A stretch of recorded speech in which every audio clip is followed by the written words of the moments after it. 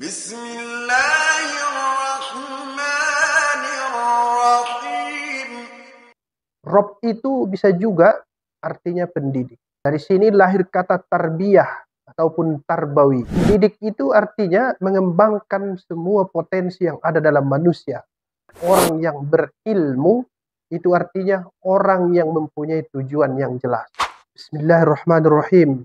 Assalamualaikum warahmatullahi wabarakatuh.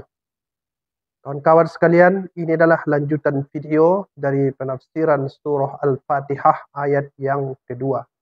Sekarang mari kita lihat kalimat Rabbul Alamin. Rabbul Alamin adalah dua kata yang tergabung dengan antara kata Rabb dengan Alamin.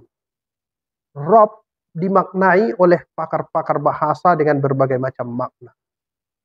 Paling tidak, makna yang dekat dengan kehidupan kita sehari-hari adalah Rabb itu dimaknai dengan penumbuh. Bisa juga dimaknai dengan pendidik.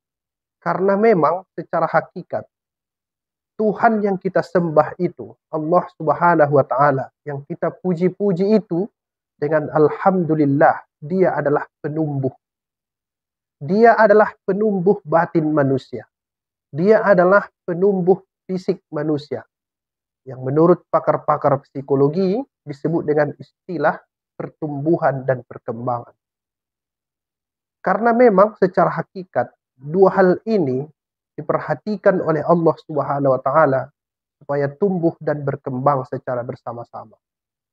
Dia berikan kita rezeki di alam raya yang bisa kita konsumsi supaya kita mempunyai tubuh yang sehat. Tapi di sana disebutnya aturan-aturan. Kulu min thayyibat. Konsumsi, makan, dan bergeraklah kamu setelah memakan at-thayyibat, makanan-makanan yang proporsional. Artinya, dia tumbuhkan fisik kita secara sehat supaya kita menjadi manusia yang nihayahnya adalah menjadi penyembah kepadanya. Sekali lagi, dia adalah Rabb. Makna yang kedua, Rabb itu bisa juga artinya pendidik.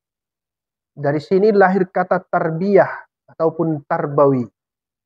Mendidik itu artinya mengembangkan semua potensi yang ada dalam manusia. Saya melihat yang terutama adalah tentang hal yang ada dalam dirinya, yaitu yang berkaitan dengan ruh manusia. Salah satu cara Tuhan, Allah Subhanahu wa Ta'ala yang kita sembah itu, supaya jiwa kita itu berkembang adalah dengan adanya ibadah. Bermacam-macam ibadah dalam Islam.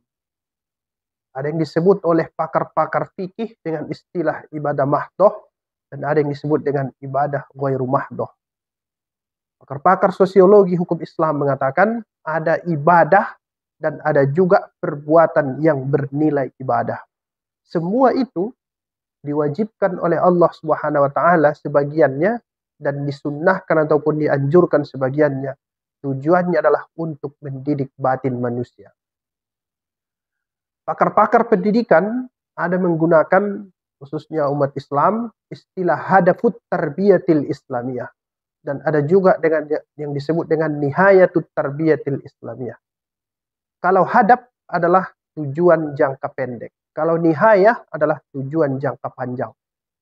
Semua yang kita lakukan untuk mempintarkan anak-anak kita disebut dengan hadafut tarbiyatil islamiyah.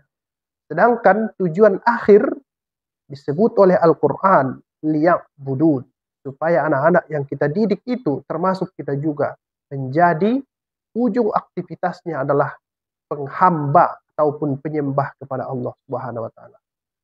Dia, pemahaman yang seperti itu lahir dari kata Rabb, yaitu Tuhan yang maha pendidik. Kata yang terakhir adalah Al-Alamin. Al-Alamin sendiri sebenarnya satu akar kata dengan ilmu. Dari sini lahir kata tanda. Bisa juga diartikan dengan tanda yang jelas. Itu sebabnya orang yang berilmu itu artinya orang yang mempunyai tujuan yang jelas. Alamat juga artinya tanda. Karena dengan adanya alamat kita mengetahui rumah seseorang secara jelas.